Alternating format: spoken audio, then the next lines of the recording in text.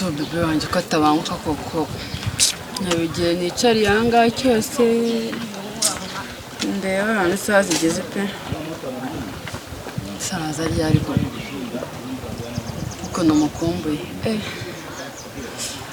harika nihangane ntegereze nyine tu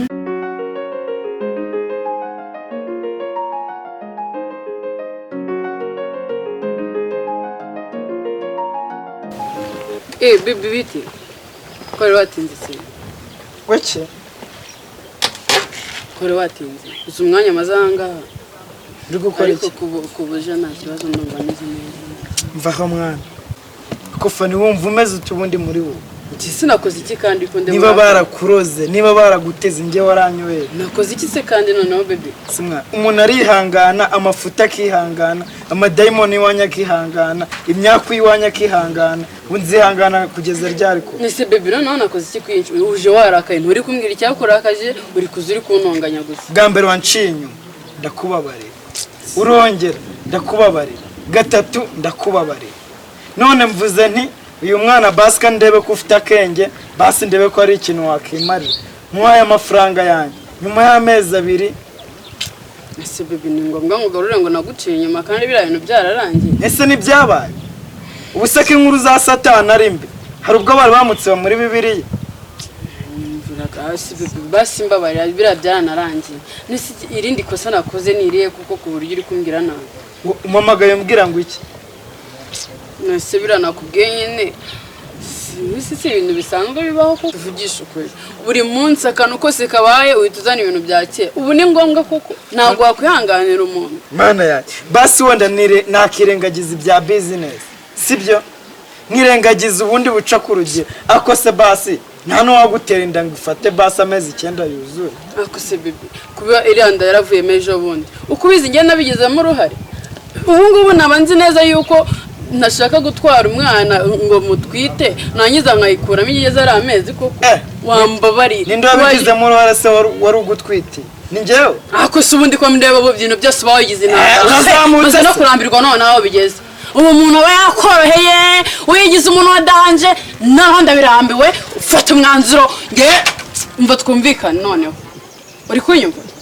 ibintu byo kuzaho unnyurira ejo byagenze gutya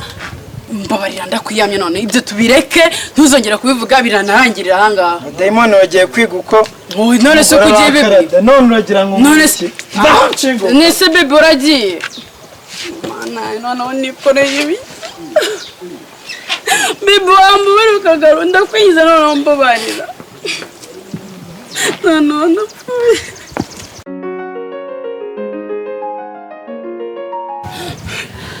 nuko umwami aravuga ngo nusanga umugore arira ntukamunyureho arimo kurutoborera icyamubayeho fani cyakugendekeye bite ko uraho mbese kuri kurira pasite wahora n'iki nifite ibibazo byinshi cyane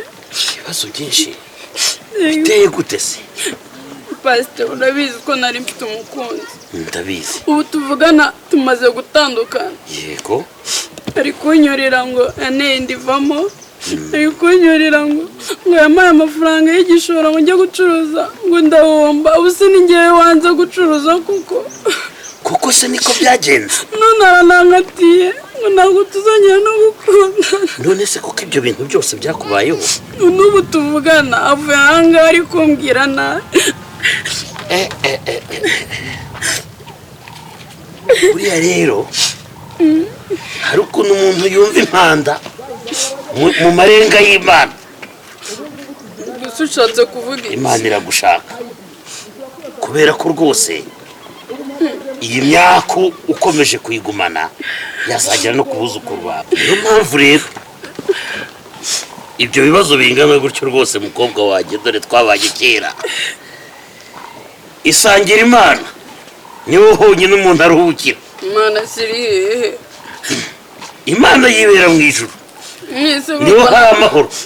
niho hategera ibibi dore rero inzira ijyayo ni iyi subize ko ari mu rupfu dore ngiki kivu pasite ruriya n'ukuntu ndeba ruteye ubwoba none se siho tuzaruhukira nese ubungira inama yo kujya kwiyahura nyamara ubitekerezeho neza nubwo urupfu ari inzira igoranye ariko ntawe uzongera kukubenga ntawe uzongera guhombera amafaranga ahari wenda mu ijuru uzahabona ibyo wahaburiye ariko pasite warabizi n'ikindi siyo nzira yonyine yatuma mvamo ibibazo nta yindi rwose ko wamuganye njyewe maze no kubirambirwa ndanagiye nawe n'ubu tuvugana ni ukuri rwose nyaruka ni ukuri ngiye kwiyahura urimo uratinda kwisigana n'ubundi nta kintu nyuma ahubwo ako kantu ushobora